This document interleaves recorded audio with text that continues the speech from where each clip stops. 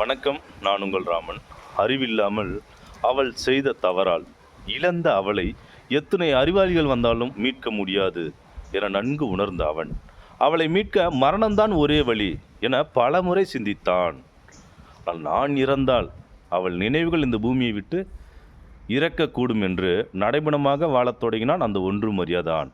அது ஒரு கணவன் அல்லது ஒரு காதலன் அந்த ஒரு பொண்ணை நேசிக்கிற அந்த பொண்ணை திட்டிட்டா அவள் கோவத்தில் போய் ஒரு உயிரை மாச்சிக்கிறாங்க. எல்லா பொண்ணுங்களும் அப்படி இல்லை. ஏதோ ஒரு சிலர் உண்மையாக இருக்கிறவங்க நம்ம கணவன் நம்ம காதல் இப்படி சொல்லிட்டான்னு உயிரை மாச்சிக்கிறாங்க.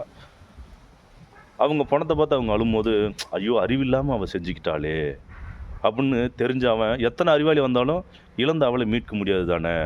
அதனால் நானும் அவள் கூட சேர்ந்து அவள் ஆன்மாவோட ஆன்மா கலந்துக்கிறேன் அப்படின்னு முடிவு எடுத்தாலும் கூட, நான் செத்து போய்ட்டு அந்த பூமியில் அவளோட நினைவுகள் எல்லாமே இருக்குமே. இந்த பூமியில் அவள் நடந்த இடம், அவள் கும்பிட்ட கோயில், அவள் உட்காந்த இடம், இல்லை அவள் சிரித்த இடம், இந்த இடம்லாம் பார்க்க முடியாமல் போயிடுமேன்னு சொல்லிட்டு நடைபெணமாகவே வாழத் தொடங்கினாலும் அந்த ஒன்று மரியாதை ஆண். இது எப்படின்னா, நான் எதுக்காக எழுதுனேன் அப்படின்னா, என்னோடய நண்பர் ஒரு கம்யூனிஸ்ட் கட்சியில் மூத்த பதவியில் இருந்தார்.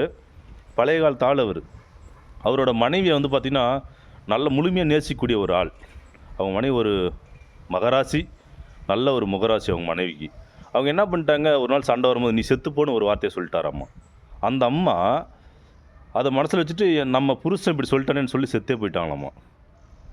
இப்படி தான் அந்த அம்மா அவரை விட்டு பிரிஞ்சாங்களாம்மா. அப்போ நான் அந்த பெரியவர்கிட்ட கேட்டேன், ஐயா இந்த ஞாபகம் உங்களுக்கு இல்லையா, உங்கள் மனைவி பிரிஞ்ச ஞாபகம் உங்களுக்கு இல்லையான்னா, இருக்குது என்னோடய மனைவி வாழ்ந்த ஞாபகம், என் கூட சிரிச்ச ஞாபகம்லாம் எனக்கு இருக்குது. ஆனால் இருந்தாலும் என்னோடய மனைவி எனக்கு ஒரு வரத்தை கொடுத்துட்டு போயிட்டா அப்படின்னு சொன்னார்.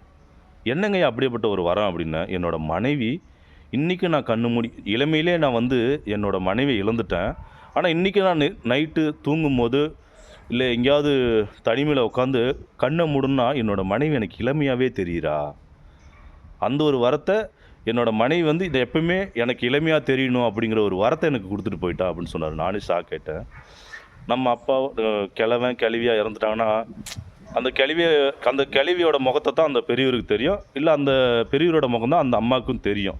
ஆனால் இவர் என்ன சொன்னார்னா, அப்போ தான் நான் நினச்சேன், மனைவி இளமையிலே இழக்கிறதெல்லாம் பார்த்திங்கன்னா ரொம்ப கொடுமை அப்படின்னு சொல்லுவாங்க. அவர் தான் என்கிட்ட சொன்னார், மனைவி நீங்கள் இளமையிலே இழந்தாலும் கூட அது உங்களுக்கு ஒரு வரமாகத்தான் இருக்க வேண்டும். அதாவது திரும்பவும் சொல்கிறேன், ஒரு வயசானவங்க இறந்துட்டாங்கன்னா அந்த வயசான முகம் தான் அந்த பெரியவருக்கே தெரியும். தன்னோட மனைவி வயசாயிட்டா அப்படிங்கிறது தான் தெரியும். ஆனால் இளமையிலே இறந்துட்டா அவங்க எப்போவுமே இளமையாகவே இருப்பாங்க, நீங்கள் கண்ணை மூடி பார்த்தாலும் உங்களுக்கு இளமையாகவே இருப்பாங்க அப்படின்னு சொன்னாங்க. அப்போ தான் நான் நினச்சேன், இழப்பும் ஒரு வகையான ஒரு வரம்னு சொன்னார் பாருங்கள். நானே ஷாக் ஆகிட்டேன். அப்போ எந்த அளவுக்கு தன்னோட மனைவி அவர் நேசிப்பார்.